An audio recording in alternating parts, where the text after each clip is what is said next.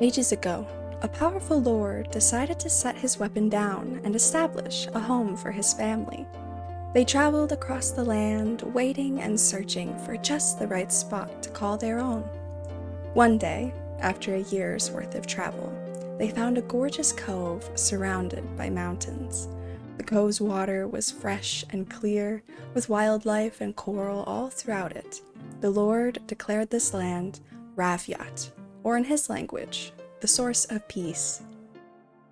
Years passed, and this lord and his family have established friendships with nearby villages, but keep the location of their home private. They travel many miles between their home and these friendly people, exchanging goods and conversation, but leave through the dense forest to cover their tracks, until the day that a nearby village is raided by bandits. Arriving at the town that was up in flames, the Lord wishes for the sword that he had left behind. Survivors beg him for help, and so he invites them to Ravyot. Soon, Ravyot becomes a village of itself, and blossoms into a beautiful community. But inviting in strangers meant revealing Ravyot to others, and some weren't so savory. They waited until the Lord was old and weak, until the people had grown frail with peace. And then, they strike. Their target only the man who named the land. They bring him to the center of town and behead him. A message to all that their own town is now theirs. The coral runs red. Years pass, and Ravyot has become a town owned by whoever is the strongest. Leaders come and go, and the people are used to it and live with whatever the new leader decides for them. The coral has died in the cove, and the water is a murky gray from the many ships coming and going. A merchant and his mercenaries own the town now. He taxes the people for all they have. If they do not pay in gold, they pay in goods, property, children. The merchant will take anything as a form of payment. One morning, it feels as though the sun is shining a bit brighter in the valley. A shadowy figure appears on the horizon for those who are awake to see it. Whispers ignite in the town as a woman strides through the streets, spinning a circular blade and tossing it from hand to hand. Is she a street performer? She's a fool, that's all. Will she challenge that pig? She'll die, now back to work. The woman whistles as she approaches the largest house in town, one that has clearly had many additions made to it by people with very different tastes.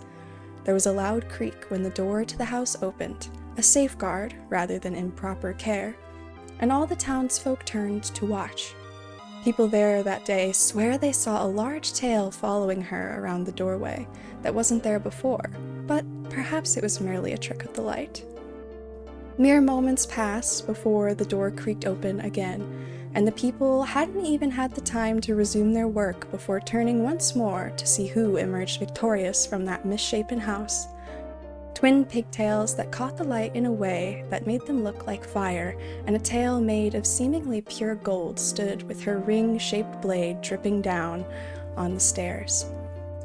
Some folks let a smile creep to their face, but others weren't so sure about this new character who was in charge of their town. For all they knew, she was just as bad as the rest. The girl cleared her throat and held a hand close to her mouth, resulting in her voice being magically amplified. People of Ravyot, you have been ruled by the sword for too long. May peace bless your lands. And so the sky cleared above the town, light shining on not just the girl, but all of the people now. More whispers spread through the town as the woman simply left, waving at those who were brave enough to look her in the eye as she departed. One small girl even got a pat on the head by her, resulting in the small one's eyes shining with courage. The town lived quietly from that day on. Boats simply stopped showing up at their shores as if some curse, or rather blessing, had fallen upon the land. The people became self-sufficient, and Ravyot returned to its namesake, a source of peace. However, that savior had left another long-lasting impact on that town, as that small girl became her Templar. Once she was old enough, she herself traveled the land as the founder of Ravyot once had, searching for just the right spot. And she found it in the temple of the Vulca, and there she learned of just how much potential each individual has when they accept a goddess into their life.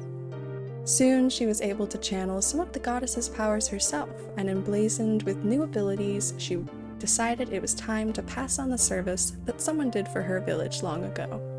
Syveen Arstalli departed the temple of the Vulca with a goal in mind: to free all villages of their cruel rulers and show them the greatness of Mistress Vulca.